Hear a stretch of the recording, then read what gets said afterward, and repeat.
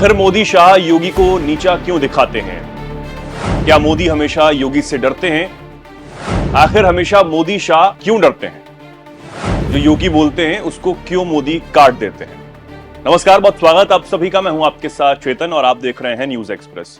मोदी शाह और योगी में 36 का आंकड़ा है और ये जग जाहिर है और इसे आप कई मौकों पर देख भी सकते हैं। और जब जिसको मौका मिलता है वो एक दूसरे को काटने की कोशिश भी करता है, लेकिन दिख जाता है कि मोदी और शाह योगी से डरते हैं और चाहते हैं कि वो हमेशा पीछे ही रहें। इसको आप यूपी के संदर्भ में देख सकते हैं, कैसे योगी को दिल्ली घेरती है और ये आज से नहीं 2017 से ही चला आ रहा है। अब उसी कड़ी में एक और घटना हुई है जिससे जानकार ये कह रहे हैं कि योगी के नहले पर मोदी ने दहला फेंक दिया है। पहले हम योगी की बात सुनवाते हैं जिसकी वजह से ये बात कही जा रही है। जी हां, कुछ दिनों पहले उत्तर प्रदेश विधानसभा का सत्र चल रहा था। उसमें विपक्ष के हमले को काटते हुए विधानसभा में हिंदू मुसलमान करने लगे। हम तो परंपरागत मुल्ला और मौलवी बनाने की बजाय हम वैज्ञानिक बनाना चाहते हैं। ये भी जब कोई नाम बने कोई तो वैज्ञानिक बने। स्कूलों में फ्री एजुकेशन की व्यवस्था की जा रही है, आधुनिकीकरण किया जा रहा है।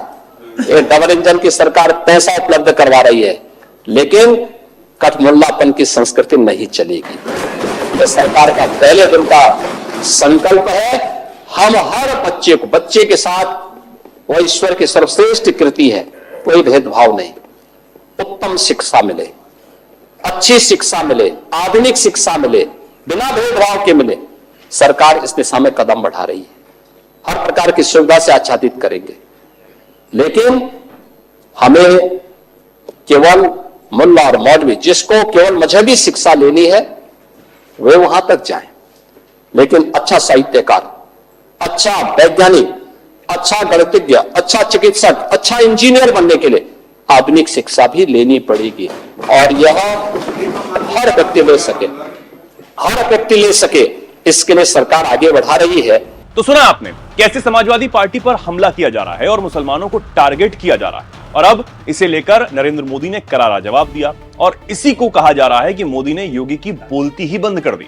नरेंद्र मोदी 28 फरवरी को दिल्ली में मशहूर सूफी कवि और विद्वान अमीर खुसरो की स्मृति में आयोजित जहान ए खुसरो के 25वें संस्करण में शामिल हुए थे और यहीं पर सूफी परंपरा की जमकर तारीफ की और कहा सूफी संतों को उनकी बहुलवादी संदेश के लिए तारीफ करनी चाहिए। पीएम मोदी ने कुरान की आयतें पढ़ी और वेदों को भी सुना। सूफी परंपरा ने भारत में अपनी एक अलग पहचान बनाई है। खुसरो, निजामुद्दीन औलिया, रस खान और रूमी जैसे कई सूफी कवियों और संतों को लेकर अपने विचार रखे और क्या कुछ कहा आप सुनिए। जहान ए खुसरो के इस आयोजन में एक अलग खुशबू है। ये खुशबू हिंदुस्तान की मिट्टी की है। वो हिंदुस्तान जिसकी तुलना हजरत अमीर खुसरो ने जन्नत से की थी। हमारा हिंदुस्तान जन्नत का वो बगीचा है जहां तहजीब का हर रंग फला फूला है।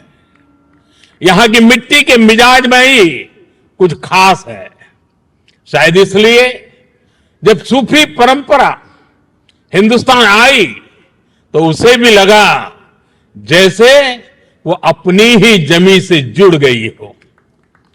यहां बाबा फरीद की रूहानी बातों ने दिलों को सुकून दिया। हजरत निजामुद्दीन की महफिलों ने मोहब्बत के दिए जलाए। हजरत अमीर खुसरो की बोलियों ने नए मोती पिरोए और जो नतीजा निकला वो हजरत खुसरो के इन मशहूर पंक्तियों में व्यक्त हुआ। बन के पंछी भय बावरे, बन के पंछी भय बावरे, ऐसी बिन बजाई सांवरे, तार तार की तान निराली, जुम रही सब बन की डारी। तो सुन लिया आपने क्या कह रहे हैं पीएम मोदी, और इसी को योगी से जोड़कर भी देखा जा रहा है और कहा जा रहा है कि मोदी ने योगी को लपेट लिया। एक तरफ मोदी सभी को साथ लेकर चलने की बात कर रहे हैं तो दूसरी तरफ योगी आदित्यनाथ हिंदुत्व की बात करते हैं और खुले तौर से करते हैं। इस पर क्या कहा जाए।